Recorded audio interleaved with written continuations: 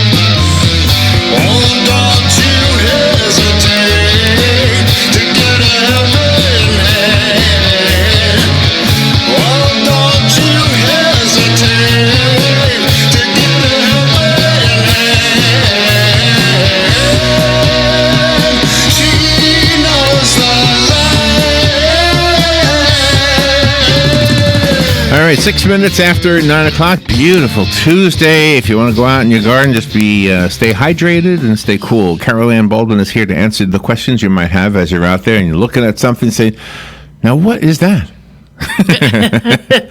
What? I don't know what that is. What is that?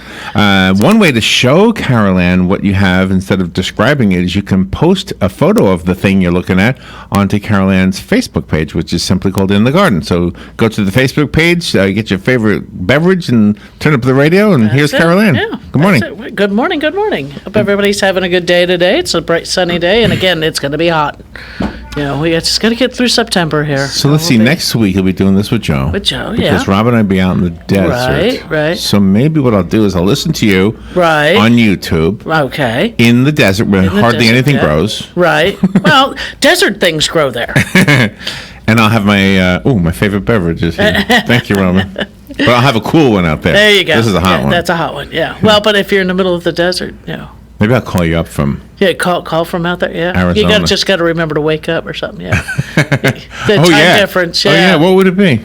Is it 3 hours? It's 9. Oh, my gosh, 6 o'clock. Yeah. Never mind. Yeah. Never mind. Never mind. Of course, you might be awake anyway, only because your body is accustomed to being up at 4 Eastern. It's just being middle of the night over there. Yeah, so it's a hot day. It's a hot day. As usual, again, stay hydrated, do everything early or wait till late. We're still, it's still... Calendar-wise, we're still in summer, even though even though Labor Day happened. We were joking, and somebody said because I was moving around and kind of clearancing out some summer plants, and they look at me, but it's still hot. I said, September 1st, you got to put away all your white shoes and your white clothes. And somebody looked at me and goes, yeah, somebody said that. And I went, I don't think anybody pays attention. That used to be a fashion thing. That Memorial Day, you could bring out your white. Come September, you put it away. But no, here in Florida, we use it anytime we want to. Yeah. So, but things are changing up north. They are. Right? Some are changing up north, though. Joe was just saying that, his kids are up in western North Carolina, and it's still hot there, and it should be cooling down, now. But they're also at a higher altitude, too, Well, but that's normally cooler. Is it really? At least 10 degrees cooler than we are. So are you buying into the global warming thing? Nah. You don't think? It's a cyclic thing that goes on. Yeah, I'm not. Do you know what I do every morning? I get a drink of water from the refrigerator, right? And I share it with what is the plant I share it with? I have 3 plants I take care of. I know you have your cactus. Cactus, your cactus doesn't get water every day, but your spathiphyllum, your peace lily. That's the one. That's the one I put I take a drink of water and give it some water. Give him a little sip of water. And it knows. It seems to know. Oh, Larry's here. Larry's awake now. Time for a little drink of water.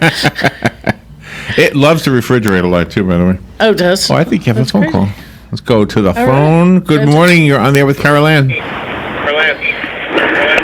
morning, Carol Ann. Good morning. Yeah. It was actually hotter here than in Arizona yesterday. Yeah. And not just by 1 degree. I had 94 degrees on the weather app, and it was 87 in Arizona, and it wasn't raining. Right. The other thing, a little thing about this global warming. you look at Iceland today, except for maybe a few places along the coastline, the southern coastline, all you see is white. While you look at Greenland, how did Greenland get its name? Yeah, it was, Greenland was green, Because Iceland it's full was of ice. snow right now and ice. Yeah. I don't know what the heck these people are talking about. Yeah, it's just, it's But all apparently we had cycles. global warming back in around 800 to 1200. Yeah.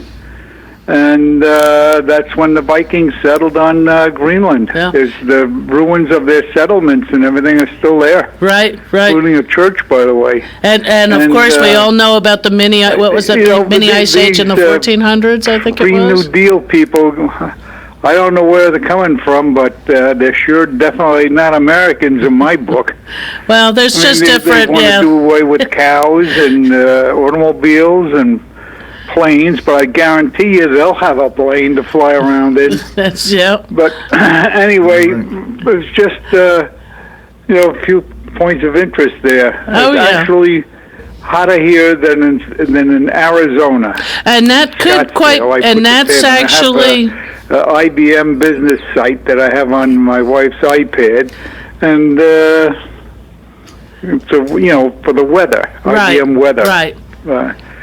And I was really astonished when I checked it out yesterday. Right, and a lot of times, I don't know if you've ever paid much attention, that if it is, especially in California, if it is cool in California, we're hot here.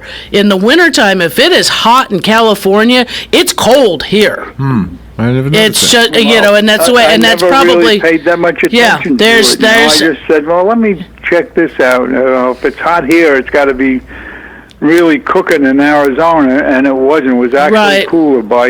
and it could be 87 in Arizona, and we were 94. Right, and that's probably and it part of wasn't that. Raining or anything like that. And that's probably part of that. And we haven't had any rain since right before or right around when Dorian was coming through. Yeah, not much, but. Yeah, I know. We could use a little right now. Yes, we could. I think that front. I think come Friday, I think, is our earliest chance of rain. Well, anyway, thank you very much for what you do, and thank you, Larry, for putting Carol Ann on, and thank you, Joe, and everybody have a great day. Thanks for being a listener, Sonny. Yeah. There you go. Yeah. Everybody have a great day. Yeah. So the crazy story from this morning, I know I shared this before we went on the air. California has decided they're going to categorize trees that have been used for hangings in history. Right. Historical landmark trees. So, and the article says that people believe those trees have been traumatized because they were party to a hanging. Yeah, I don't know, because there's no... So they get special treatment. Yeah, well, I mean, because they're historical trees, I believe they deserve special treatment of not removing them if they're healthy trees and things like that. And that, but other than that, I think that's a little kooky. And I don't know, did you mention the In the Garden page? We have the In the Garden Facebook group page that any of you all can ask to be a member of. And if I ever miss some of them, I try to look and see if I've got anybody, asking to be a member, but I haven't seen anybody in a while. But yesterday, Joe Niles posted one of these. It's kind of a gardening hacks kind of thing, and they're neat.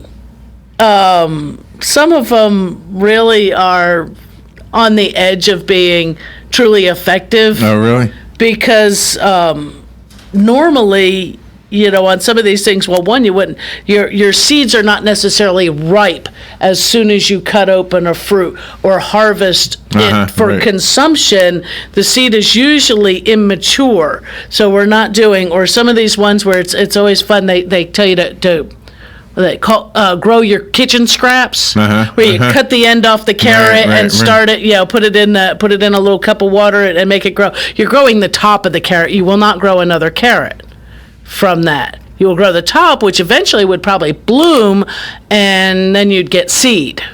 But then you could, but you're talking a good year and a half process. Yeah, so it's some of them are fun. Your celery, yes, you'll get new green tops. I think at that point you're gonna switch it back into the ground, or some kind of hydroponically. It's they're kind of neat, especially to do with kids. but just to show different processes. The watermelon seeds, they probably will sprout. Will it become the same yummy, sweet, juicy watermelon that you ate? Unless it was an heirloom, maybe not. Kind of thing. So I think you have a phone of call. fun. Good morning. You're on the air. Okay. Good morning, everybody. Oh, there we go. Morning. Okay. Morning. See, my dad was during World War II in the early 40s was stationed up in Greenland, and he took a ton of pictures, photographs while he was up there. And he's passed on many years ago, but I've got all those pictures that are in a shoebox here, and every once in a while I pull them out, look at them. And back in the early 40s, let me tell you, it was pretty white up there. But every picture there's snow and igloos and Eskimos, and it looks like it's a far north area, but maybe a lot of that snow and stuff is melting, but back in the early 40s it was pretty white.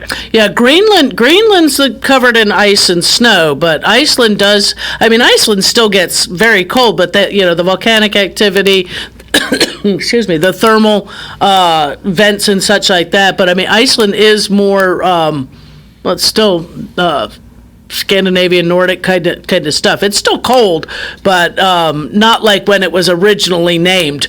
They were vice versa. Yeah. See, okay. The reason I called now is I've got a little bit of a problem. Well, it's kind of a big problem. Okay. But I've got in the front of my house, between the house and the wall, a large area of evergreen. I don't know if it's juniper or not. It was here when I bought the house. Okay. And it's very nice.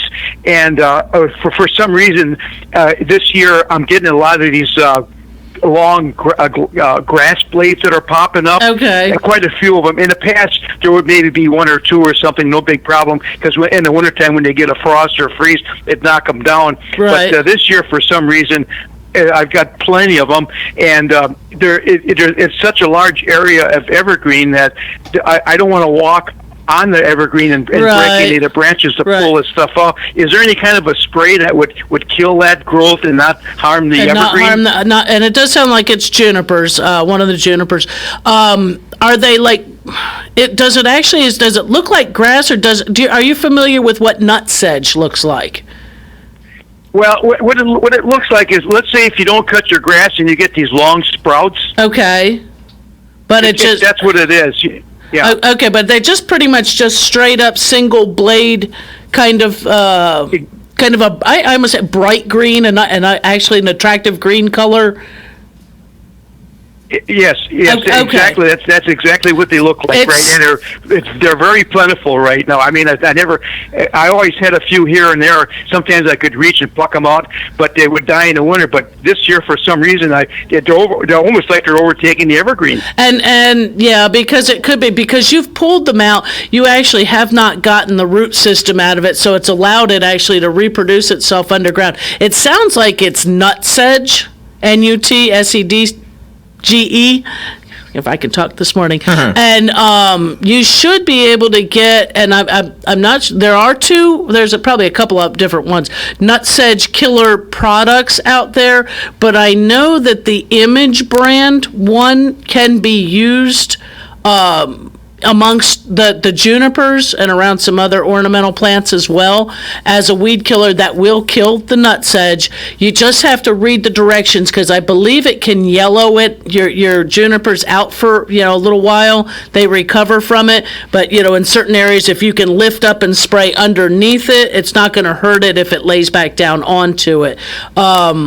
So that's what it sounds like it is. The problem is that to get to that area, I'd have to walk on some of the juniper. I guess that's what it is, and I'm afraid I might break some branches and stuff. So I don't really want to step on it. Well, that's why I said the spray. It's a spray. On the areas where you would not be able, where you could stand on the lawn or whatever and spray underneath, you could do that, but you can spray this over top and amongst the junipers, and like I said, it may yellow it out a little bit for a short while, usually recovers.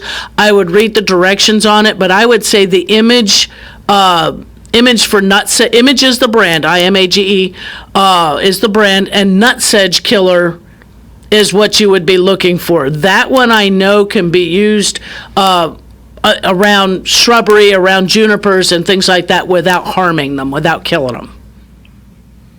Okay, And very then, good. yeah. I'll go over to Lowe's or someplace and Yeah. and get a couple of it probably comes in a can, a spray No, can, right? it comes now. Actually, it comes either as a concentrate you can mix in your own pump sprayer, or it comes as a hose end that would connect to your garden hose and allow you to use your water pressure out of your hose to apply it. Yeah. Okay. Well, thank you very much. I'll Yeah. give it a shot. Sure. It looks kind of, the evergreen itself, when it's not being harassed by stuff like that, it's beautiful. But all of a yeah. sudden, I got this like a wheat field in there, and it looks terrible. Yeah. If it doesn't look like, grass, I'm still thinking it's nutsedge killer. Nutsedge, and that would do, because nutsedge has a tendency to pop up, stand straight up, be a very nice green color. Yeah. Though it will put on the seed heads that look like little sandburrs. And can be quite a mess to try to get rid of, because each time you try to pull it out, it just breaks off underground, because there's a small nut, that's where it gets its name, under there, that just, the energy just goes back to that, and it keeps spreading. Okay. Well, thank you very much, and stay cool. You too. Thanks for calling. And if you would like to also call in, the number is 622-9622. If you're listening out of the area code is 352. So the full number, 352-622-9622. Yeah, I'm looking at the hacks that Joe Miles posted on they're a lot of fun. It's just some of them, and like I said, they are fun. Some of them are good, but the ear of corn usually that you're gonna eat usually isn't quite mature enough. Oh, really? To actually sprout. And if you go and stick a skewer through that, you might be skewering the little embryo, the little part that's going to start out. Yeah. But because it's usually not, if you ever notice that, that. Ooh, what is that? What was that one? To grow the corn, which I'm watching a different one. But like your leeks and things like that, I think you probably could, but you'd be putting that back in the ground. Otherwise, your leek is going to be all green and none of the nice white that's tender that you usually consider eating. Same with the garlic here on the water bottle is kind of cool, but you can actually just take that bulb of garlic that might have started to sprout, on the counter or whatever, pop that apart and plant it. No need to sprout it on the counter. That's and cool. Get roots. I thought the dragon fruit thing was really pretty cool. The walnut that you're seeing, only if walnuts really grow well in your area, which, you can plant that. It's kind of cool. Yeah, you're going to grow the tree, realizing you're looking at 25 years before you probably are going to get any fruit from it. I got 2.5 years on my apple tree now. Yeah. And it's as tall as me. Nice, yeah. Yeah. Cool. It doesn't look like a tree yet. It still looks like, skinny, it's skinny a little thing. It still looks like a sapling. It does have branches finally, by the way. Oh, good. Little tiny hints of branches. So next spring you should have some nice ones. So we'll see. Yeah, the carrot one, as you said, that just doesn't grow into a carrot. It grows it's growing into the tops of the carrots. The tomato, again, that whole thing with the hybridization of, a lot of stuff. If you have heirloom tomatoes, because that's what you grew, of course, but normally with those, again, the maturity of the seed, a lot of times the tomatoes will go ahead and sprout.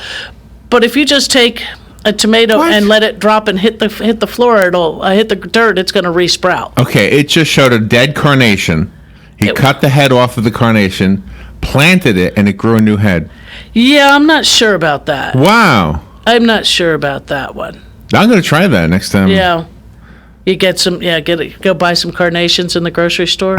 Yeah. And just go ahead and plant it. Cut the top off and plant it. I know with the carnations, you can take the cut ones and you can take and split the stem and put it in. It'll suck up the different color waters, and you can. I remember that as a kid. Yeah. I think my sense of smell is not as good as it was when I was a kid. I'm sure it's not. Because I remember carnations had this really delightful smell, and now I have to really get close to them.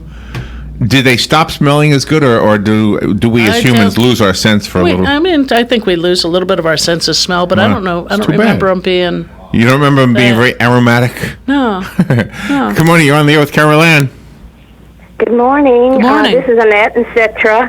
I had a question about tomatoes. I bought a bunch to make some spaghetti sauce, and when I opened up this one tomato, some of the seeds were gigantic and looked like they had sprouted. I've had that happen. If I plant those, will they make a plant? Yes, they will. I have had that happen also, and it was really pretty strange because they had quite a large sprout to them. That's why I said on your tomatoes, you can cut those and just plant that. But just gently scoop those seeds out of there and spread them out and go ahead and plant them. Especially the sprouted ones. Your other ones would take a little more time. Well, do you treat the seeds any differently? Do they have to dry out first? Usually when you are saving seeds out of tomatoes to plant, you would take and scoop the pulp into a jar with a lid, put some water on it, shake that up and strain it because you want the slimy juice pack usually to come off. And then you would take and lay them out and dry them a little bit and then plant them. But the ones that are sprouting already in your tomato, go ahead and just take those out with a little tweezer or a toothpick or something and go ahead and plant them. Wonderful. Well, thank you so much. You're Enjoy welcome. Your show. Thank you. Yeah. And as a non-gardener myself, it's such a rewarding thing to watch my apple tree grow. Mm-hmm. And real quickly, for those who don't know the story, 2.5 years ago, one of my apples had a seed that was growing. That was sprouted, right? A little tiny root. Yeah, just found the little sprout. 2.5 years later, I have a plant as tall as me. Yeah, it's 6+ feet tall. And I went through a period where I was giving them away to people. Right. I have one. Mine's probably about, I have to measure him.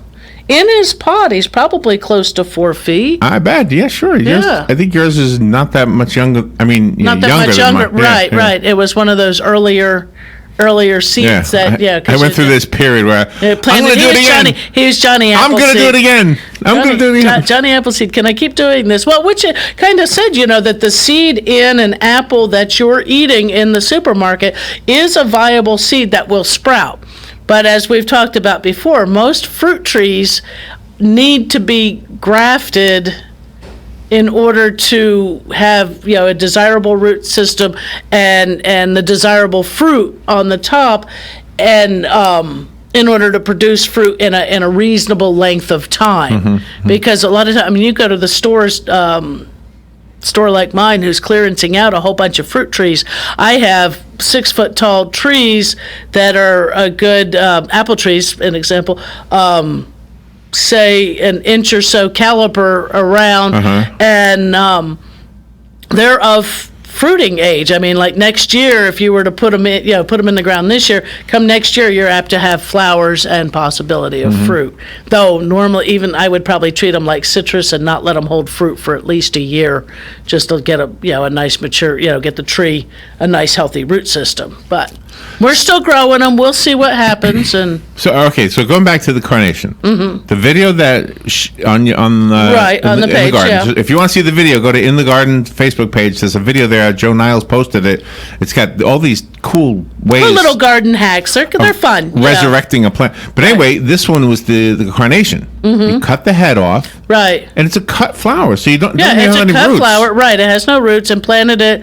And see, usually you would not necessarily. I wouldn't think you'd get a flower right away. It grew it though, right? Yeah, it shows it on there, so it's like one of those things. Am I going to have to go out and buy a carnation? The question I have is, would that work with a rose or with anything else? Roses. I mean, I've seen people grow roses from the cut, but it's not that it puts a flower on first. It grows a plant. So that's why I'm not sure. Here it is. Now watch. It takes the flower, puts it in the dirt, and cuts the thing. That's all he does. There's no roots or anything. But it must form roots, huh? Oh, yeah. So I'm not sure. Yeah, it might be the whole thing of having to buy some, I was thinking they were going to plant eggs. Grow chickens. No, you can't grow a chicken from not from the grocery store eggs. But those are some cute hacks. They are the green onions and things like that. I always thought everybody knew that you could do the little, and you wouldn't even have to put, you could put them in the egg carton, but that takes up a little harder to grow the little green onion, you like the scallions kind of thing, that you get the bunch of onions, you get a batch of them from the grocery store, cut your tops off, replant them. Just put them in the dirt, put them in a nice pot, somewhere, a nice sunny place, because you got to realize all these things need sun, so they're not. But you, as a teacher, your students, which are your listeners, Right. are everything from the kindergartner True. to the master gardener. Right. And So they're either teaching each other, teaching children as well. Yeah, and, but you got people like me that is, maybe I'm in first grade a novice. now. Yeah, you're a novice. Do you have some prizes to give away? We do. We have tickets to Ocala Civic Theater's Matilda the Musical that runs until the 22nd of September. And we also have Baldwin's Community Gardens and Nursery $20 gift certificates for plants. All right. If you'd like any of that and you would just want to get them for free, There you do. you need to call right now and get through to me before we go back to the show. So during the break, 622-9622. If we're out of the break and your phone is still ringing, it means somebody else has won. We're back to the, Yeah. We've given away everything we got for the day. We'll be right back. 622-9622 if you'd like to claim the prize. We'll be right back. Broadcasting from the Paddock Mall Studios, this is WOCA, Ocala, Gainesville, The Villages, 1370 AM, 96.3 FM, The Source. Here is your 1-minute news brief. A fire caused extensive damage yesterday evening to a portion of the Market of Marion Flea Market south of Bellevue. No injuries were reported. Former Attorney General of El Salvador Douglas Melendez Ruiz will lead workshops on justice reform and anti-corruption at Florida International University. An Okaloosa County school bus driver has been charged with child abuse for shaking a child who is in a wheelchair and cannot speak.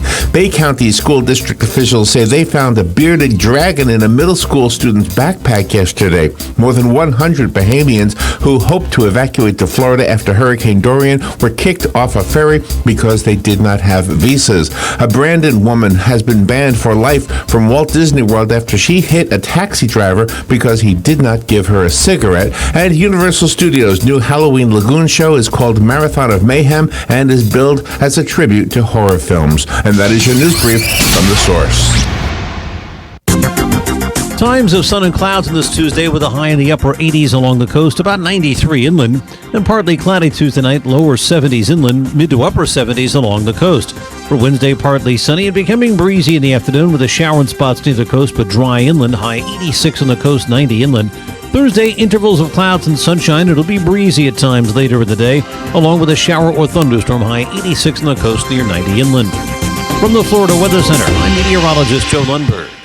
Hey folks, there's a great new ad this week from Bob Wine's Camellia Gardens, and some of the closeout prices are almost unbelievable. You gotta see it for yourself. A few examples: Bob Wine's has fruit trees including plum, mulberry, and figs, regularly $49.99 for just $10. More fruit trees including guava, kiwi, and grapes, they're regularly $24.99, just $5 each. Citrus trees from $69. They're all buy one and get one at half price. Bob has marigolds and sun patience, just 99 cents each. And a whole bunch of small crepe myrtles, they're just 99 cents, and larger sizes are available. All indoor foliage in the old-timey greenhouse, 20% off. Check the ad, then come out to Bob Wine's Camellia Gardens this week on Southeast 38th Street, Ocala, daily till 4, Saturdays till 3, in the same blooming place since 1952.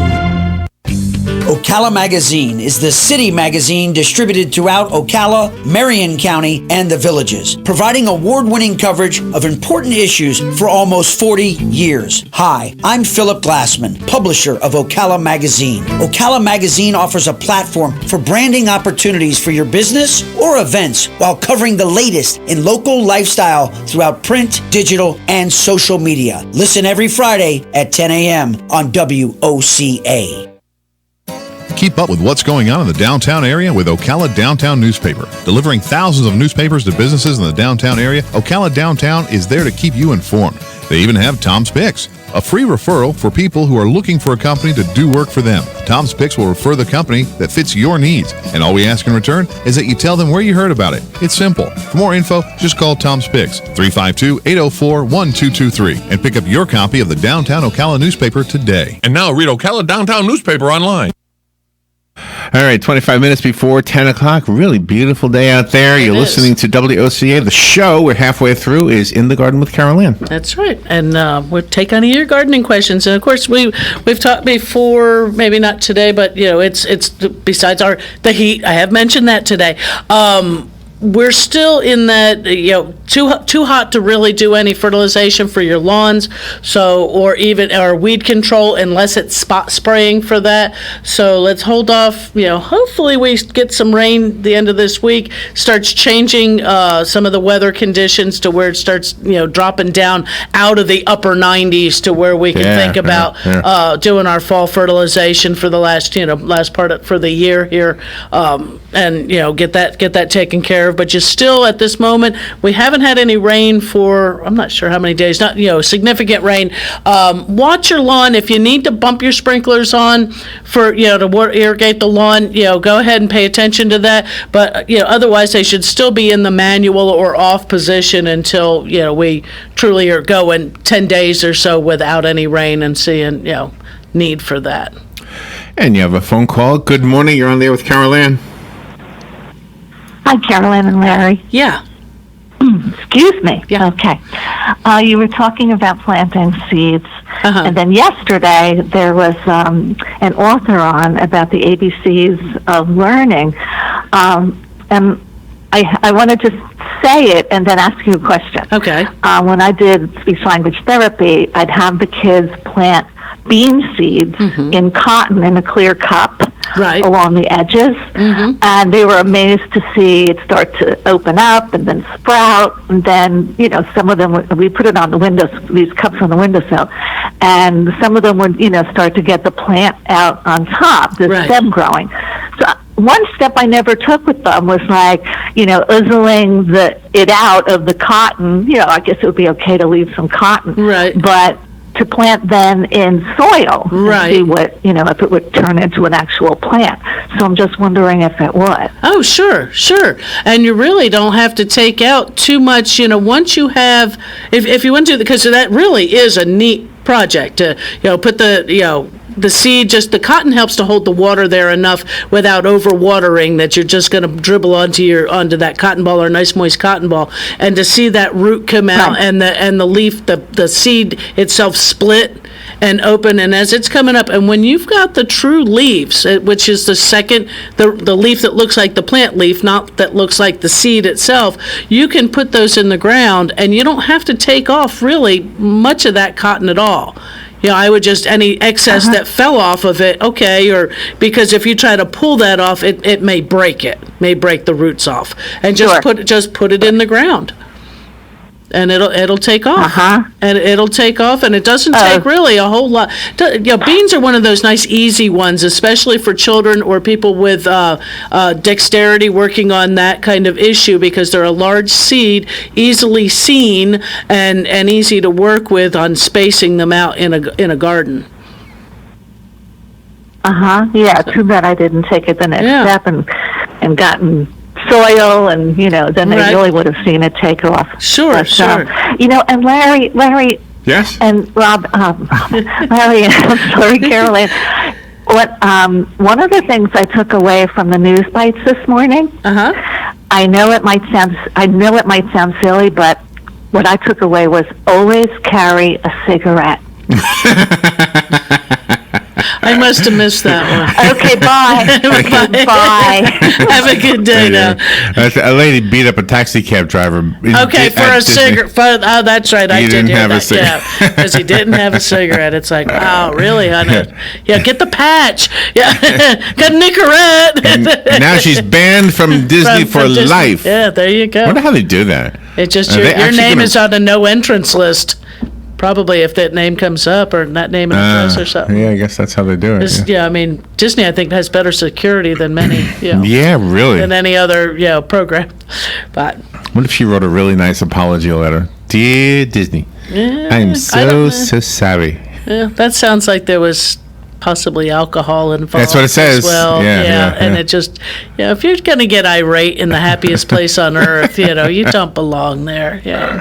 Go work on your anger management issues, and maybe after that, they might let you back. Who knows? But I wonder if there's any contenders. I wonder if anybody else is jealous of that happiest place on earth. Well, I know there was that one woman who said that what was it? Anybody who doesn't have children shouldn't go because it. Oh, I know. Yeah, it's like, I know. You're not happy, lady. Come on, it's for everybody. It is interesting what people see when they go to something. And like if you go to Disney, a lot of people see the characters. Some people see the plants. Oh, just to bring it back to what you talk about. Right. And you know how I know this? Because if you go on like YouTube and you look up videos, it's amazing. Some people will focus on the plants that are there. Right. And different times a year. I mean, of course, you got the Flower and Garden Show goes on at Epcot, which that's part of the whole thing. But just the landscaping of Disney, the topiary characters and that, that's a ton of work, and they're done for the enjoyment of the visitor. And you might not even be a plant person, kind of thing, but you got to have the picture with the topiary Mickey and Minnie. I know, because they're cool. Just because it's like, oh wow, can you imagine having that in your yard? Or some of the gorgeous plants that are done, the baskets, the hangings, the plantings around the lighting areas, and that just make it's part of what makes it happy. Is that there's a multi-level within that. It's not just the rides and the characters, and that it is the surroundings that are softened with plants and fragrance from plants and the coolness that it brings. Yeah, it's like when one of the things I notice is the music, and some of the writers of that music are the same names, the Sherman Brothers. Right. And so I said to Robin one time we were there, I said you could call this Sherman Brothers land. It's not just Disneyland. Right. Everywhere you go, there's Sherman Brothers music, right? Sure, that's playing in that, right? That's going on, and so it's it's all the sensory. It's all part of that.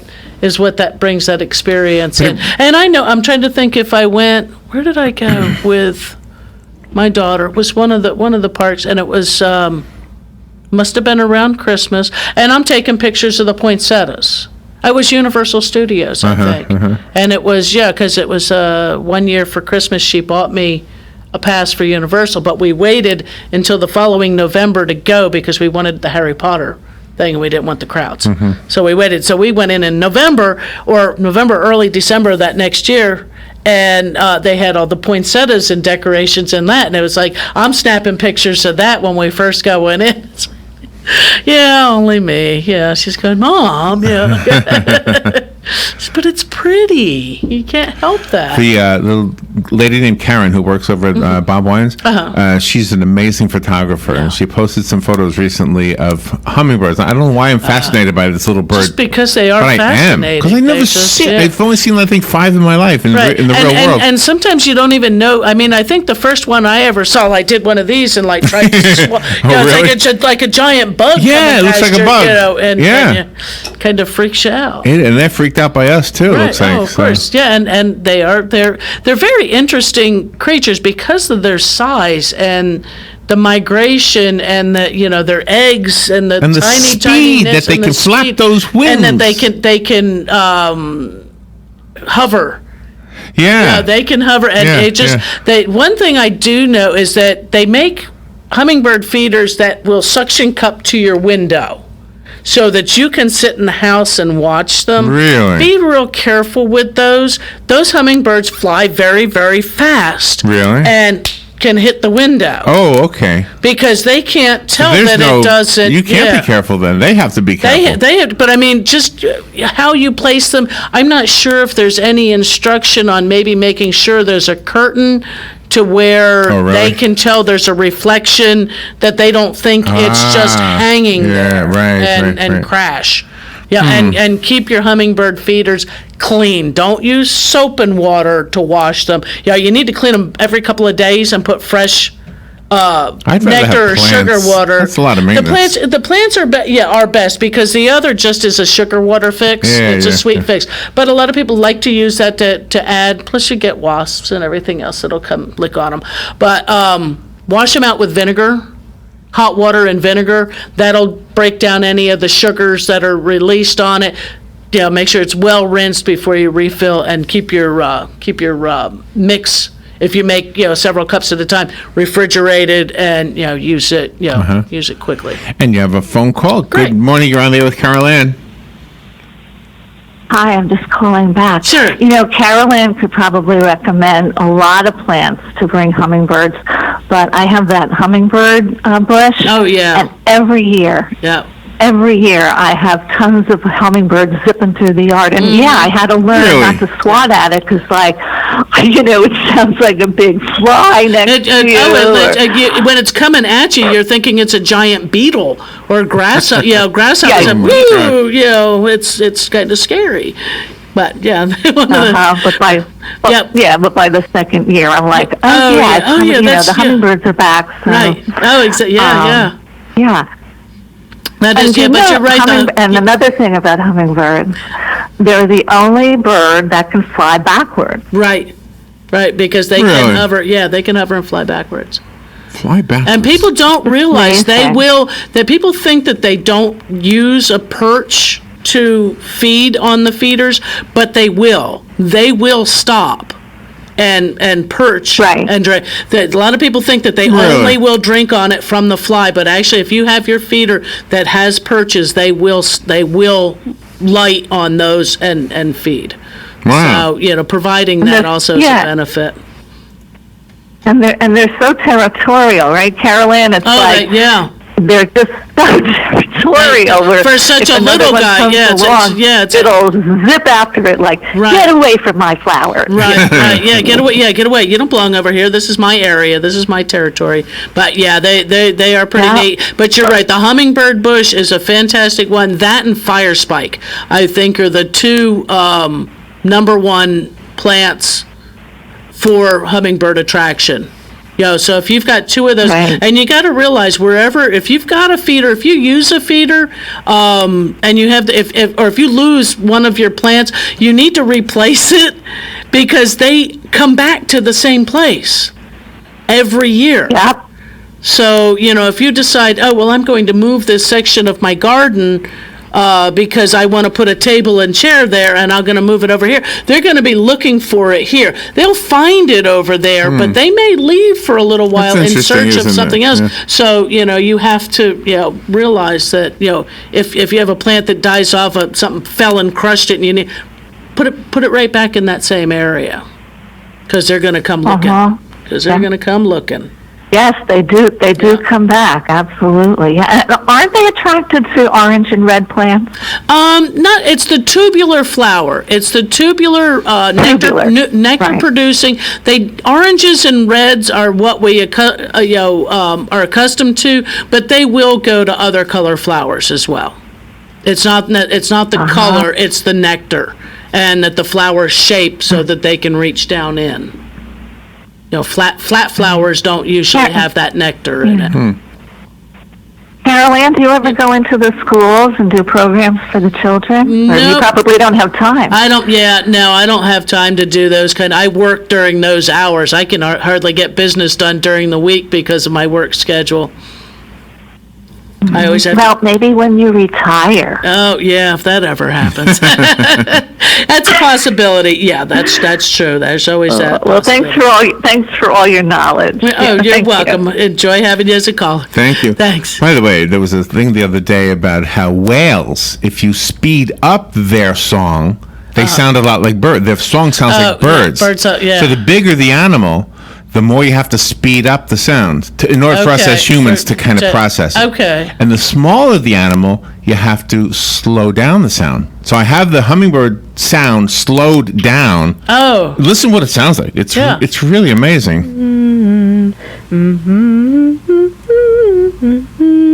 Isn't that amazing? That's what they're doing when they're getting food from the flowers. They just... It sounds like a people. Science is amazing, isn't it? Sounds a lot like a people. It did, didn't it? I can just picture them going from flower to flower, you know. Yeah, you know why hummingbirds hum? Because they don't know the words? Yeah. So, all that fun stuff. Oh, my gosh. Yeah, and what was I gonna go with here? You have a phone call, you want to do that? Huh? You want a phone call? Let's do a phone call. Good morning, you're on the old Save me! Okay, Larry. Yeah. Larry. That's not what it sounds like. No? They're humming WOCA the source. WOCA the source. They might be. Yeah, they might be. Could be. Those the ones here in Ocala. Yeah. Or they're humming at the Inagata, the Inagata Carol Ann. Right. Yeah. Yes, they alternate between those those two. Right. Funny. So it's always good. Thank you, Lauren. Okay. Thanks, Lauren. Yeah. Oh, my God. All right, phone lines are open, 622-9622. That cool video we were referencing earlier, you can see it for yourself. Right, on the In the Garden page. Yeah, just ask to be a part. And you too can post different things to the In the Garden page. Ask a question that way, because visuals with questions are always so much better. I mean, I know everybody thinks I can work magic. Visual helps. Visual must help a lot. Visual helps a whole lot because though I have done some of the weird things that freaked out coworkers when yes, I did identify a plant when we started with. It's green. It's green, yeah. And you knew what it was? It took about 3 questions, but in my garden center in big box store, you have certain plants. And so the neighborhoods that surround these areas, especially where I'm at, generally have all the same plants. There might be some people who are true gardeners who have gone out of their way to go find unique plants, but they also know what they have in their gardens usually. But no, the lady had come in and she said, "I have this plant." Okay. She said it's tall. Oh no. Okay. It's a redwood. It's green. Okay. Oh, so far I'm right. Redwood tree. No. It has a red flower. Oh. Yeah, and Mandevilla. She goes, yes, that's it. Because she really couldn't just remember the name of it. And my coworker turned around and said, thought I was a witch. How did you get that from that? I said, it's simple. It's simple. It's what we sell. It's. So next week I'm going to be in the desert. Right. I'm going to be thinking. You got to take pictures. I'm going to think about you. I'm going to try. Let's see. I have enough time before you do the show next week. I'm going to try to post as many as I can. Sure. Of plants that I see. Right. So then you can figure out what they are. I can kind of go, wow, that's out in the desert. What is it? You got to realize I've never been to the desert, so I may not be able to. I've been there maybe twice, and it's very brief, so I'm going to just be. I won't know what I'm looking at. Right. The only thing I'll know is the cactus, but I won't know what kind. What cactus is what? Yeah. And the Joshua tree, I sort of kind of know what that looks like. Right. I think. Maybe. Yeah. Not even sure about that. I was going to say, in mesquite, I probably wouldn't. I mean, mesquite, they call it a tree. It's a shrub. Oh, see, I wouldn't even know. Because the winds blow, it just doesn't allow it to grow very big. The wood we used to barbecue with. So next Monday, I'll be putting a lot of take some pictures, desert pictures, and you can. And I can go, oh wow, cool. Yeah, talk to a park ranger or somebody and ask. There won't be one around. I know. I don't think there'll be one around. Probably not. All right, phone lines are open if you want to call in. Ask Carol Ann about your hummingbird, your lawn, your landscape, your flowers, your trees, your shrubs, your garden hacks, those kinds of things that are really kind of neat. That's cool. Little things that that deal with your empty paper towel and toilet tissue rolls. Yeah. They also make great planter cups too. Really? That can act as a cutworm collar also. Tomato cutworms are small. Want to call a cutworm? You want to put a collar around to keep them out. Cutworms are a worm that you'll find about maybe 1 to 2 inches under the soil, and they like to come up to your plant, wrap themselves around, chew through that stem, and next thing you know, you come out in the morning, and your little seedling is laying flat on the ground with his stem cut off. Oh, no. You don't see the pest there, because it's underground, and he may have even managed to wiggle off towards another one. You can use those, take the toilet tissue roll or the paper towel tube and cut them and use those for collars around, because it's big enough that the stem it's big enough that the stem will go through it, no problem. You can put it down under the ground and up just a hair, and so that protects that because he won't be able to get through. So part of it has to be underground. Another trick on the cutworms would be a matchstick. When you plant your tomatoes and peppers, eggplants like that, put a matchstick, a wooden matchstick in the ground. And it's not because of the wood or the sulfur. It's that they can't wrap their bodies all the way around to be able to chew. Well, so that's another way, kind of thing to do. But starting, you're not sure of the germination. You've had seed in your fridge for 2-3 years, and you go, I don't know if it's going to grow or not. Taking wet paper towel, they always said 10 seeds. To me, depends on how many you got left in the package. Put a few seeds, or ones you might even want to use. Moisten that paper towel, fold it over, put it in a plastic bag. If you've got like the bag that the newspaper comes in, that works real well. Fold that over, set it on top of your fridge for a couple of days, because that'll actually keep it warm. Take it down after, say, 4 to 5 days, open it up and take a look. If it's sprouting, your seeds, if you've got them, most of them sprouting, go ahead and plant them. And you can plant your other seed too and realize your germination rate. They always said 10, only because then you can base that on 100. Okay. So there's your germination rate. If 8 and 10, you've got 80%. Okay. 5 and 10. So if you did 5 and you had half, come up, or a little better than half, you're still doing pretty good. Some of your you can do the tomato. Like we said, finding tomato seeds. A lot of times your garden or your compost pile may have them. But if you're doing hybrid tomatoes, if you buy them in the supermarket, they're going to be hybrids. They're not necessarily going to come true to seed. So if you're going to save seeds, you got to go with the heirloom varieties of tomatoes. And there's a lot of them out there. Same thing with your peppers. They're not necessarily going to grow to that superb flavor that you're after unless you're going hybrids. Unless you go heirlooms, get your heirlooms. I had it backwards. Yeah, I know. I saw the look on your face going, okay, Caroline, you said it backwards. Well, I wasn't sure. Yeah, your heirlooms will come true to seed. So that wonderful tomato you had, or it might have even come out of grandma's garden, and these same seeds every year get passed down from generation to generation, will still be that same tomato that grandma grew.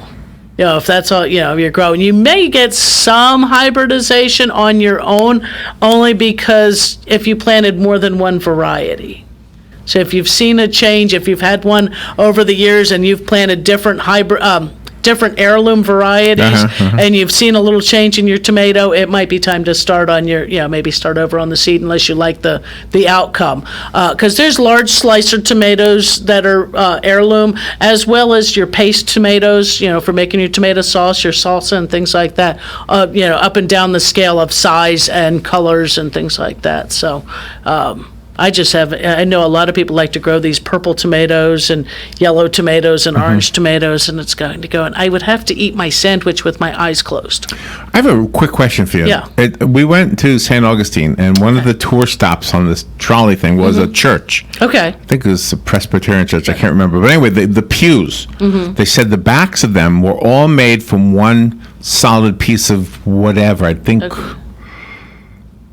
Is ebony a plant, a tree? An ebony, yeah. Well, I can't remember what they said now. But it was solid. I mean, this was really... Was it really dark? Yes, yes. That would probably be... And they said... Or mahogany? They said, but ebony? Here's the question for you. They said you will never be able to do this again because these trees don't grow anymore. Is that right? The tree doesn't grow anymore? Whatever tree it might have been, I'm putting you on the spot a little bit. Yeah, it's probably there's not enough of them to be a solid piece. You probably could not afford it. No, yeah, okay. That kind of thing. And they probably were over harvested. You might be able to get veneer, but then again, that's a real thin where it would be put over top of another. I'm not sure if those are... Oh, I shouldn't have thrown you the curve like that. Oh, that's all right. The guy who Flagler County's named after, what's his name, William Flagler? He's actually entombed in this church. In that church. His body and his wife and his daughter, they're all dead in there. They're all dead, Carolyn. Well, hopefully they're not alive in there. They're lying in there. Entombed, yeah. It's fun. So I'll see you in 2 weeks. See you in 2 weeks. Have a great trip. Have fun with Joe next week doing the show. Sure will. Yep. We'll take a little break. Be right back. This is The Source, WOCA Ocala.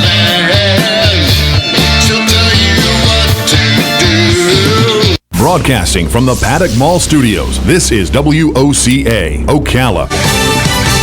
Fox News, I'm Lillian Wu. In North Carolina, a redo more than 10 months after midterms. Democrat Dan McCready, who's just cast his vote, going up against Republican Dan Bishop in the special election for a House seat.